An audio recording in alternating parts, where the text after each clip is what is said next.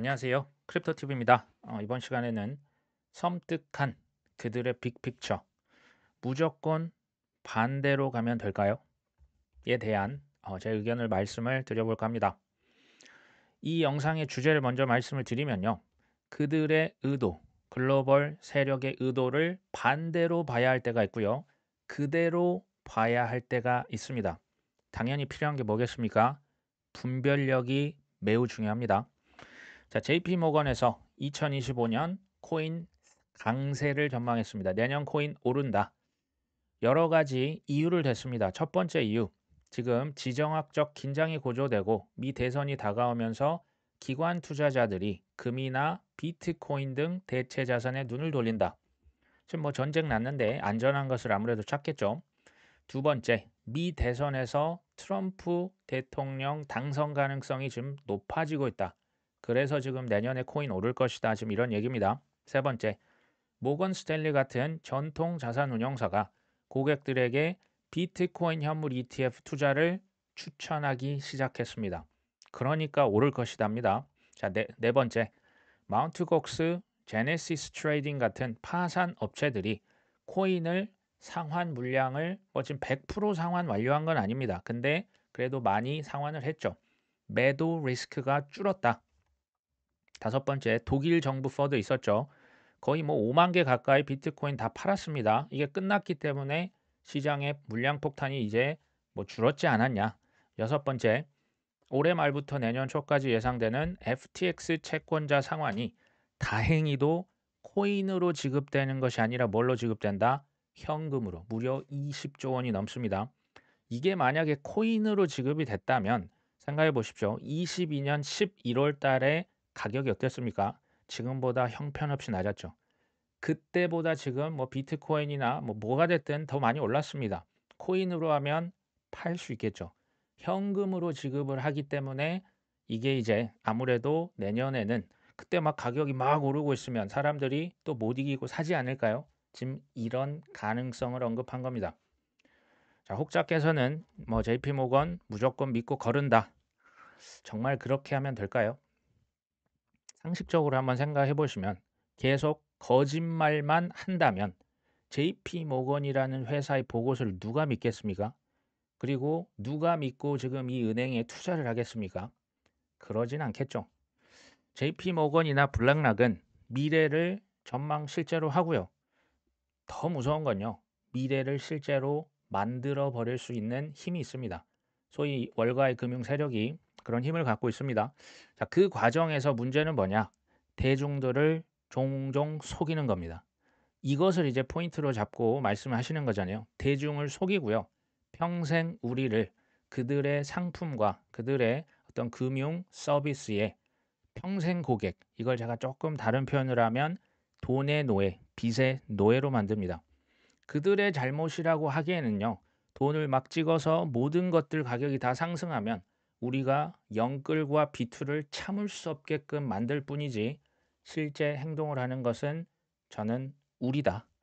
투자 책임은 결국 누구한테 있다? 나에게 있다. 라고 저는 생각을 합니다.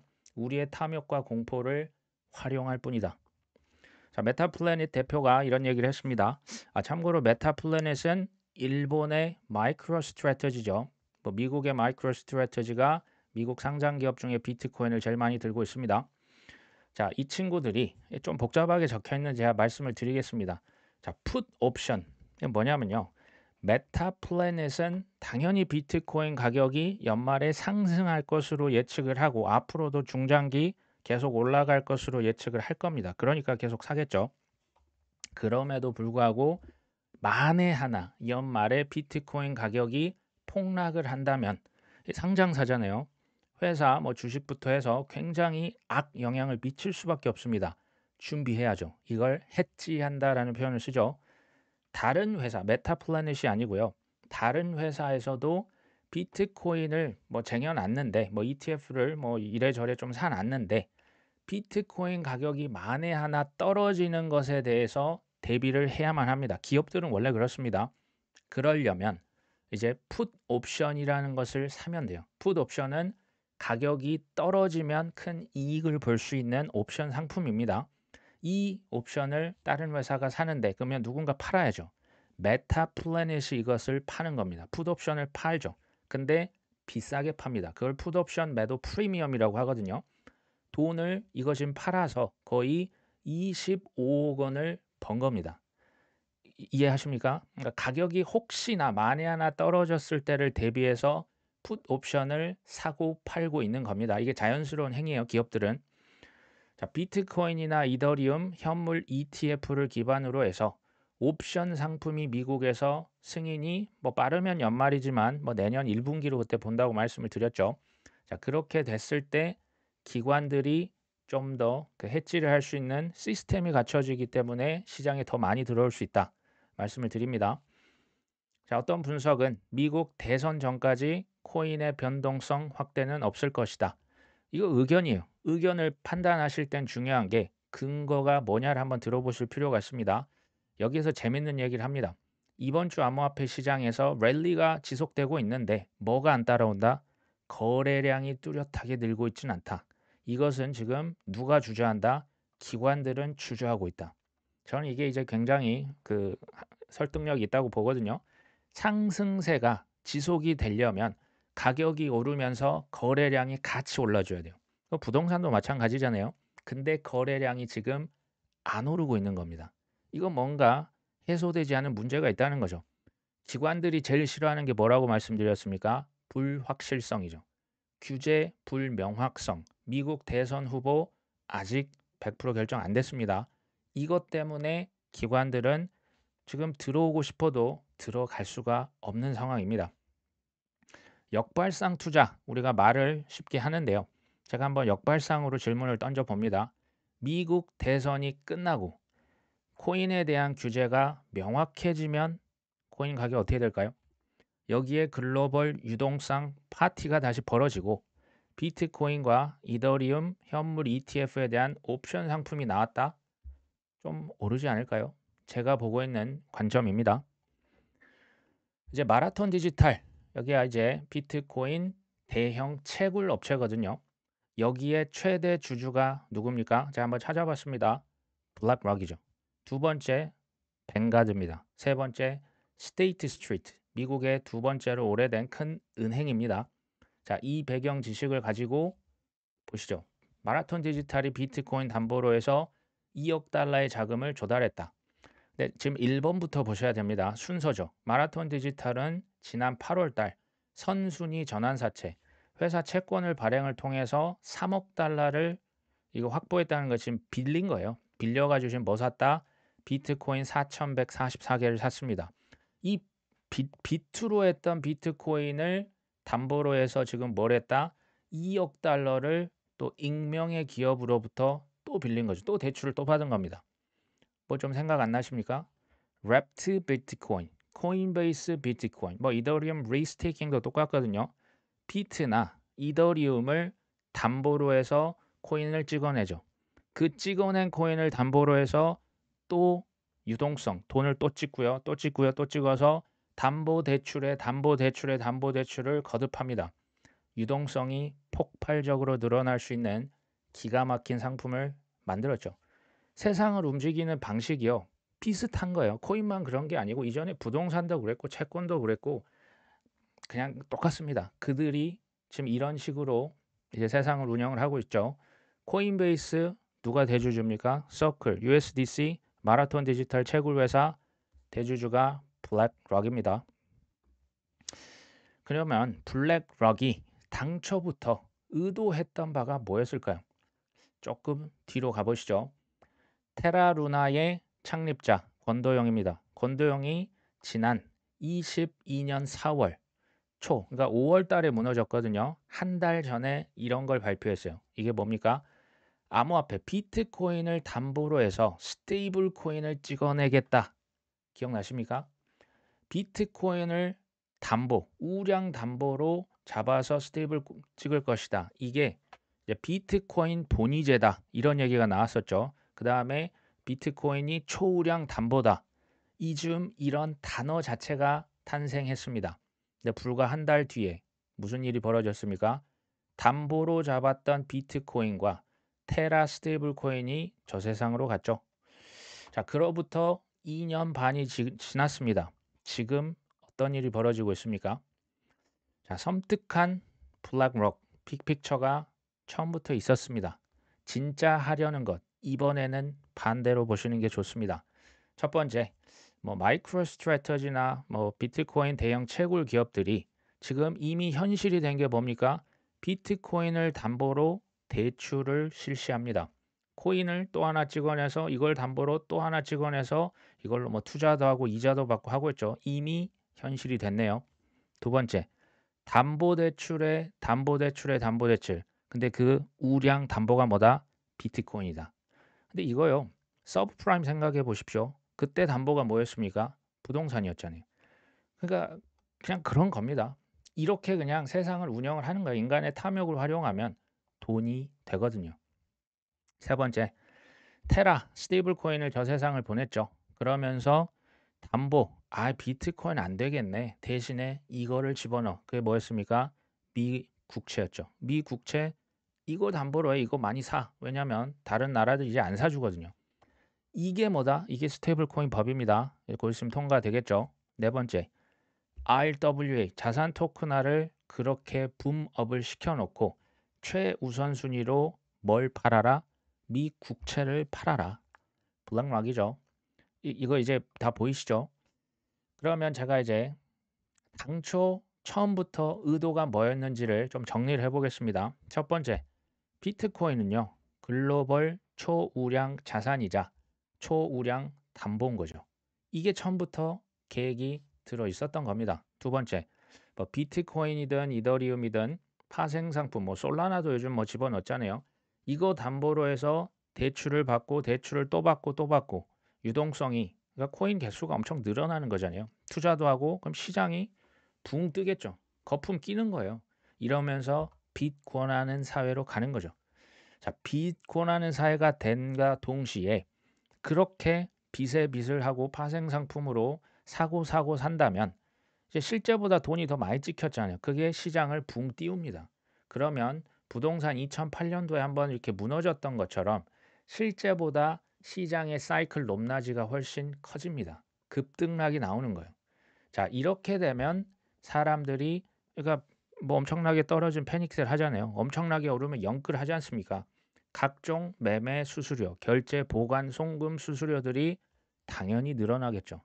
이게 그들의 사업 모델이라 보시면 됩니다. 세 번째, 제가 뭐 귀족과 왕족의 싸움이라고 말씀을 드렸죠. 귀족은 그냥 블랙락 생각하시면 되죠. 달러 대신에 이제 앞으로는 디지털 화폐의 시대죠. 디지털 달러 그게 뭡니까? 스테이블 코인이잖아요. 이거 발행권 나한테 넘겨. 이게 블랙락, 이게 JP 모건, 골드만삭스입니다. 왕족, 미국의 정부는 뭐라고 합니까? 넘기긴 할 텐데 대신에 우리 미국 빚 좀 사줘. 요즘에 빚이 사주는 사람이 없네. 이거 있어야 너희들도 뭐 좀 장사 좀 하지 않겠어? 빚을 사줘라. 이 미 국채를 그래서 집어넣은 겁니다. 네 번째, RWA 붐업을 시켰죠. 전 세계 모든 자산을 토큰화, 코인화 시켜서 블록체인 위에 사고 팔고 여러 가지 수수료 다 가져가겠다. 이게 귀족, 블랙락이 하고 있는 얘기죠. 왕족이 한마디 하는 겁니다. 하는 거 좋아. 오케이, 내가 허용해 줄게. 대신에 뭐부터 팔아라? 미국 국채부터 팔아라. 이 뭔가 그 같은 배 선상에 있으면서 이 티키타카 하는 게 느껴지실까요? 앞으로 디지털 세상에서의 모든 비즈니스의 신규 수익원 누구 손으로 간다? 블랙락. 지금 부동산 중개업에서 하지 지금 뭐 블랙락이 하는 게 아니잖아요. 앞으로입니다. 앞으로 5년, 10년 후 웬만한 자산들의 그 매매 수수료를 다 가져가겠죠. 모든 자산의 토큰화가 이건 이제 제 개인적인 생각입니다. 비트 이더만으로는 턱도 없을 것이다. 전 세계 모든 자산, 이 자산 안에 사실 화폐도 들어가요. 화폐, 부동산, 채권, 주식, 뭐 코인, 뭐 IP, 지적 재산권 어쩌고 저쩌고 NFT 이게 과연 이더리움 고속도로 하나로 다 커버가 된다? 턱도 없습니다. 그러니까 이게 뭐 알트코인에 대한 이제 사실은 이건 확신, 믿음의 영역이기 때문에 제가 절대 강요할 의도와 생각은 없지만 앞으로 많이 커질 겁니다. 자, 비트코인 도미넌스가 58.8% 3년 반 만에 최고를 찍었다. 자, 벤자민 코hen은 예전에 뭐 올해 60%까지 오를 것 같은데 라고 얘기를 했죠. 현황이 그렇다면 비트 도미넌스 58, 거의 59%가 의미하는 것은요. 비트를 대비해서 알트코인이 죽을 수고했다. 뭐 이렇게 보시는 게 현재의 상황이 되겠죠. 지금은 소위 말하는 상승장, 불장, 뭐 알트 시즌, 바나나종과 정반대입니다. 이게 지금 현재의 현 주소라고 보시면 되겠죠. 비트코인 도미넌스가 거의 꼭지다. 이러면 저는 지금 거의 뭐 어깨 위라고 보거든요. 분할 매수의 시점이다. 라고 보고요. 이게 지금 상승장에서 하는 얘기입니다. 하락장은 또 다릅니다. 비트코인 도미넌스가 저점, 이게 뭐 40 초반일 수도 있고 30%대로 내려갈 수도 있습니다. 바닥 부근, 이제 소위 말하는 무릎 아래가 된다면 분할 매도하면서 슬슬 빠져나가자. 자, 한국투자공사에 대한 얘기를 제가 좀 드려보려고 합니다. 이제 국감을 했는데요. 그러니까 한국투자공사는 우리나라의 양대 투자의 큰 손이 있어요. 첫 번째가 국민연금이고 두 번째가 한국투자공사인데요. 작년에 부동산 투자 수익률이 마이너스 8%였다. 이유가 뭔지 봤더니 해외 부동산, 이게 뭐 미국이랄지 뭐 그쪽 뭐 해외 부동산을 사는 것 같아요. 그랬는데 수익률이 안 좋았다는 거죠. 심지어 벤치마크 뭐 어떤 그냥 지수 투자해 놓으면 차라리 이것보단 나았는데 하면서 국회의원이 지금 국감이잖아요. 질타를 한 겁니다. 자, 이 배경 지식을 가지고 한번 보시죠. 한번 뒤져봤더니 한국투자공사에서 뭘 샀다? 코인 관련 주식을 샀다. 코인 투자 목적은 아니다라고 해명을 한 거죠.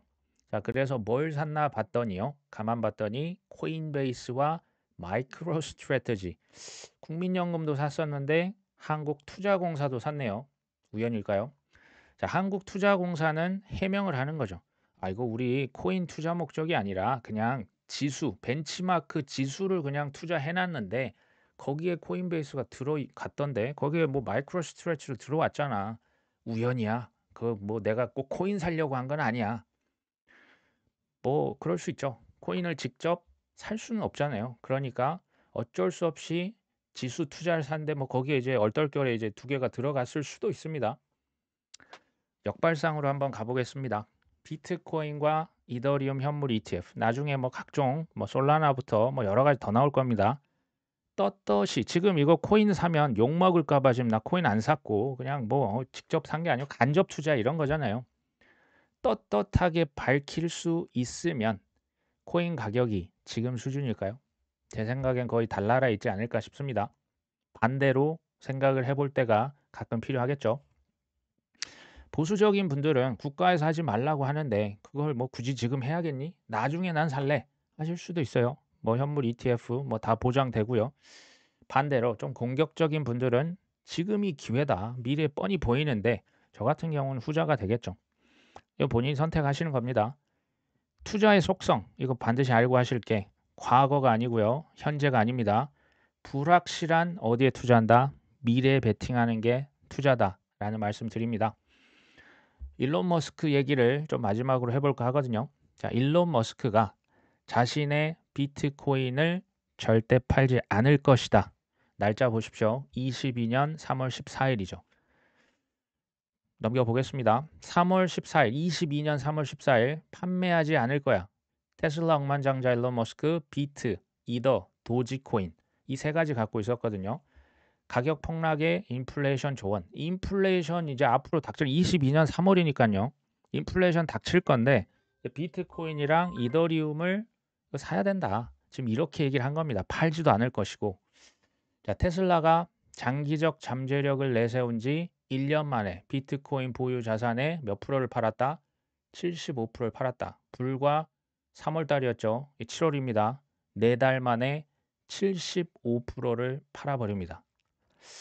이러면서 이때 뭐 네가 어떻게 그럴 수 있냐 일론 머스크를 욕하셨던 기억이 나거든요. 근데 알고 봤더니 테슬라가 22년도에 팔았는데 2분기에 팔았다고 나오거든요. 손해를 보면서 무려 75%를 팔아버렸다라고 기록에 뜨는 거죠. 우리는 좀 지나서 알 수가 있습니다. 그래서 7월 달에 기사가 뜬 거죠. 이런 얘기 똑같이 했던 분이 한 번 또 생각나네요.